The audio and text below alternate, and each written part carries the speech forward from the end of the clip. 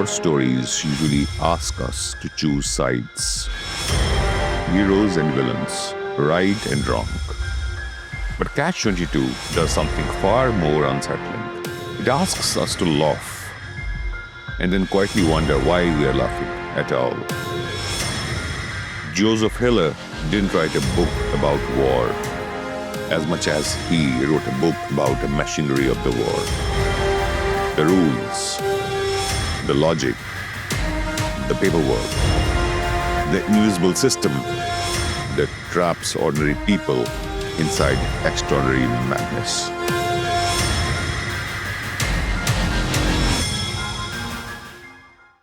Hi, Vivek.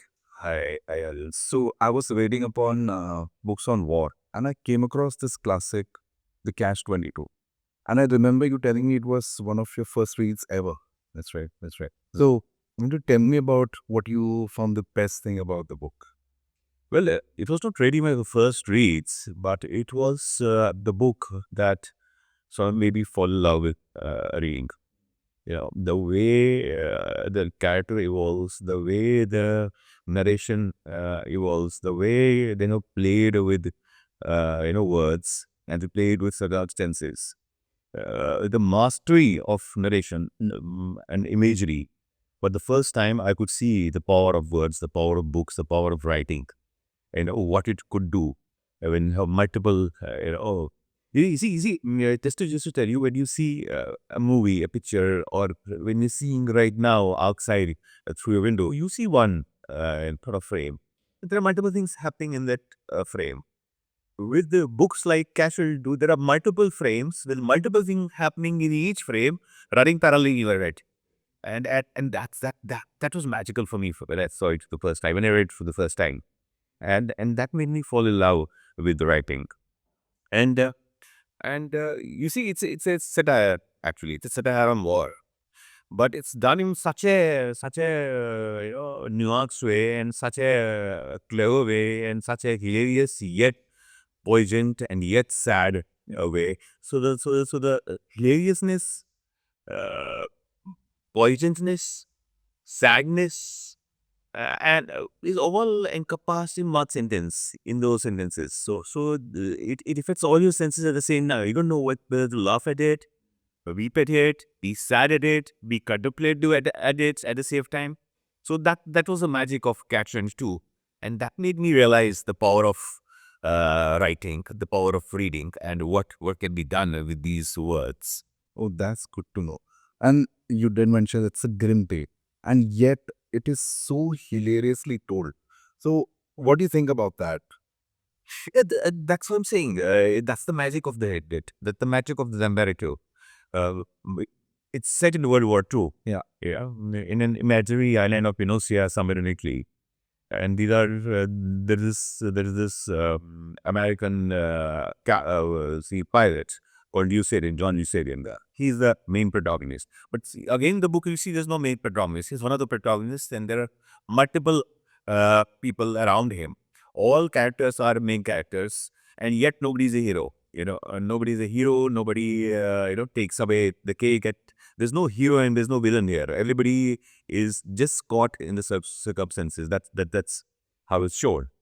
Now, uh, the biggest impediment to this guy, John Usarian, is that he thinks he has to fly 44 missions, and after that he'll be grounded and he can go home. But as soon as he does his 44, it's raised to 65. They keep on raising the mission every time and you achieve that. And the only way to sort of not do the mission and to be grounded and to go home on a leave is if you're not mentally sound. But if you go to the doctor and tell him you're not mentally sound, that makes you mentally sound. And that's the catch. You cannot escape it. And as soon as you go and say, I'm not well, that makes you rational and well. And therefore, you're a real fly. Yeah. And therefore, what this predominance does is say, I have something very close to a jaundice. I have pain in my, sort of abdomen, and I don't know what it is. It can be jaundice, and that's how he lands up at hospital, and he keeps himself in hospital most of the time because he doesn't want to go out and do more missions. You see, that also, in a very interesting way, he wonders is it Germans he's fighting against or his boss? Germans, when he goes and bombs them, they try to, sort of bring him down, kill him, and at the same time, his bosses are trying to do the same, send him again to the front and get it killed. So he's basically wondering most of the time, who's my biggest enemy?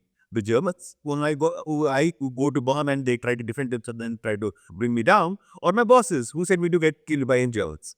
And he has his idiosyncrasies. He says, "What should die?" Like in the field on the battlefront, with my body spattered all around for miles because ultimately the Germans bring him down. It will be a airplane accident and penalty.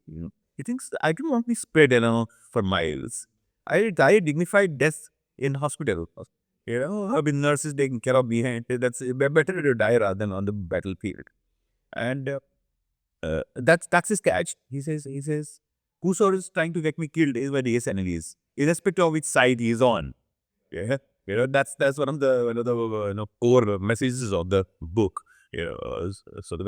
So you told us about what fascinates you about his storytelling, Joseph Harris' storytelling, and but beyond it being a war, a book on war, what do you think are the deeper human truths that the author wants to tell us about? I think many subjects the author sort of tries to go on. First and foremost, the futility of war. The fact is that everybody is getting killed. Both sides, youths are getting killed, and for what? For something as absurd as country. That's the term they use there. Why should I die for something as absurd as a country? I kind of, that there's this, place where they say that we were part of Italy first, that we are part of Germany. Now the Americans have come, we're part of the matter law. Part of the matter, we're still there. And you keep on changing your notional, sort of arrangements. But this whole concept of country is absurd. Today my country is up till this point, tomorrow it goes up till this point. So today I would die for this point, and tomorrow I could die for that also. So why would I die for something as absurd the country? I will die for after fighting my neighbor if he sold something for me, or when I play. I gamble and lose money and 20 hours. Then I'll beat somebody. But why would I die for something that I had never seen and never felt? Yeah. Basically, it's done in a very hilarious way, but you see a deeper message in it.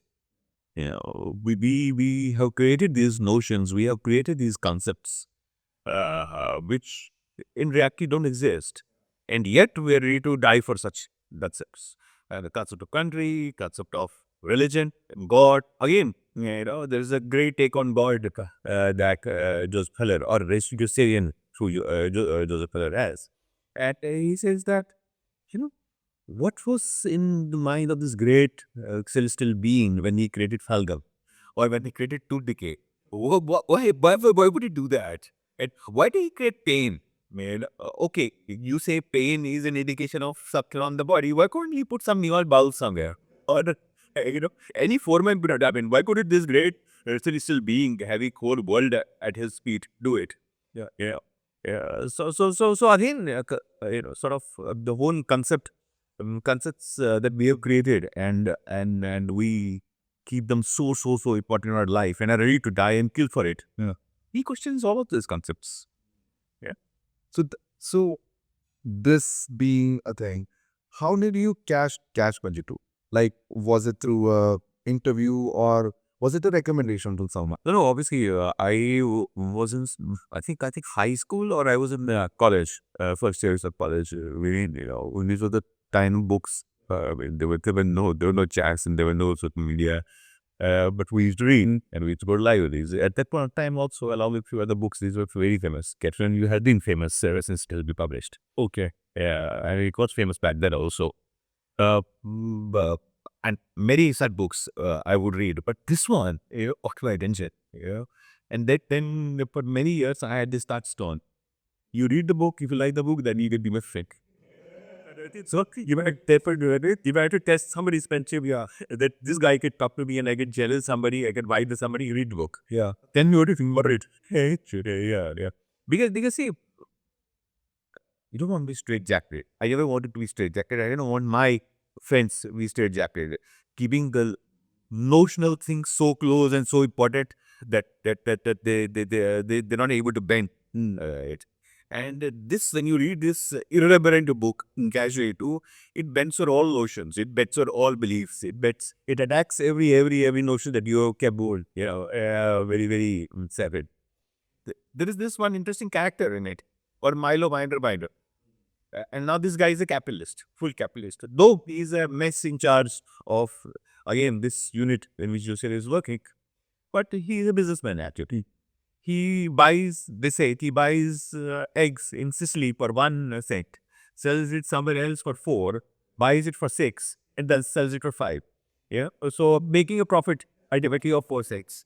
And this guy uses bribes some of the pilots to drop his supplies rather than bombs in other countries. And similarly, he bribes bomb ideas or the pilots or other countries, Germans also, to drop his supplies rather than bombs, and so on and so forth.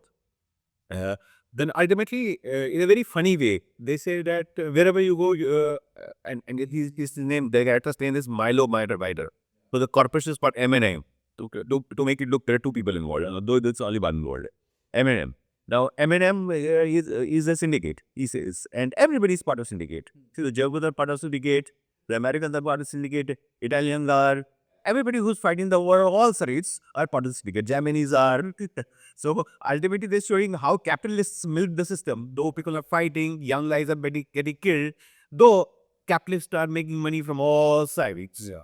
And ultimately, capitalists take it all. So basically, what Otto is trying to tell you is that, again, capitalism, and the greed of money ultimately makes this whole corporate thing run. Yes, but tofu pretty kill it. Oh. So you did catch this at a very young age. So do you think if it was to be published at this point in day, do you think the younger readers would resonate with it the same way? I think it's a timeless tale. I think it's a timeless tale. Even if you had published it in the 18th century, it would have had same effect. Even if you put, sort of published 100 years from now, it will have the same effect.